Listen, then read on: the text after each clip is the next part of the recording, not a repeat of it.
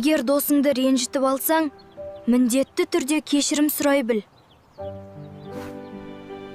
Кешірім сұраған адамды кешіреді. Дос балалар қайта татуласады.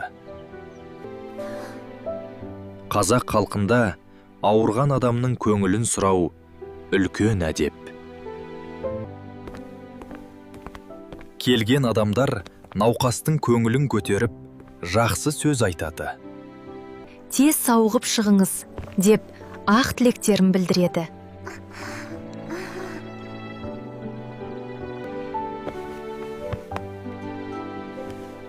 Қазіргі кезде адамның жағдайын телефон арқылы да сұрауға болады.